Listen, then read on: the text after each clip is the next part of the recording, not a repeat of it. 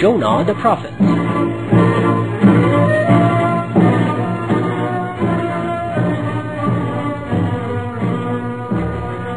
Through God's command, Jonah was appointed to be the prophet of the land of Nineveh, which was resided by idolaters. He invited these idolaters to worship the unique God, but they refused his invitation and said, "What are these words you're telling us? Our ancestors were worshipping these idols, and as we are the followers of our fathers, so we shall do the same." Jonah told them, "Refer to your own wisdom and see if these idols deserve to be worshipped." They replied, "You, Jonah, don't put yourself into this much trouble, and don't try in vain to invite us to your God, for we are neither afraid of your God's torment, nor do we believe in you and your God. Now do whatever you wish to." Jonah, who thought that he had fulfilled his mission and that his invitation did not have any effect, left the tribe without God's permission and set out for the desert. After Jonah had left, the signs of God's torment appeared among the people of the tribe. The sky went dark, and a terrible storm started, which caused the people of the tribe to realize what a great mistake they had made. Among the people of the tribe, there was a very wise and knowledgeable man who was kind and benevolent towards his people. Coming to know of the disaster expecting them, he called people and shouted, "Now these are the signs of God's torment." Following this, all men and women, young and old, rushed to the desert to pray and moan to God and ask His greatness not to send them down such a great torment. They were praying in such a loud voice that their moaning and cries could be heard all over the desert.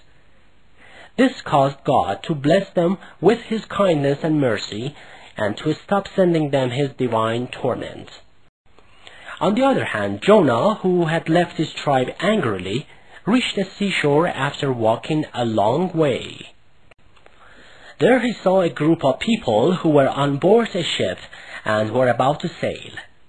Jonah asked them to let him in. They accepted his request and let him on board. While they were sailing on the sea, a great storm started, and dreadful high waves began to strike the ship so hard that all the passengers were about to be thrown in the sea. So they decided to throw someone out into the sea by casting lots.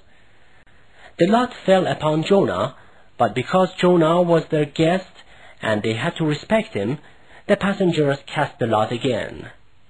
Again it fell upon Jonah. They did it for the third time, but the result was just the same. At this time, Jonah understood he was probably put into this trouble for leaving his tribe without God's permission. Thinking that there had to be a divine wisdom behind that event, he jumped into the sea without any hesitation, and God commanded a huge fish to swallow him down without hurting him. For many days and nights, Jonah was in the stomach of the fish, and the fish was swimming deep down in the sea through the dark water. There Jonah was suffering a great grief and sorrow. So in that state of depression, he took refuge in great God and started praying to Him in the darkness by saying, "There is no God in the whole universe but you, and you glorious and exempted from any fault or oppression." God answered his prayers and commanded the fish to take Jonah to the seashore.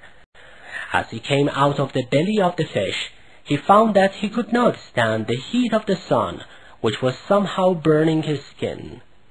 So God commanded a gourd bush to grow there so that he could rest in the shade of its leaves and feed himself with its fruit to regain his lost strength.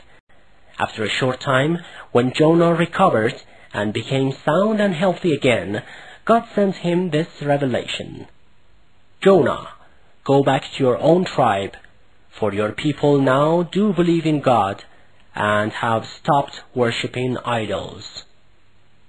In this way, Jonah was sent back to his people, and they enjoyed a great life as long as it was destined for them by God.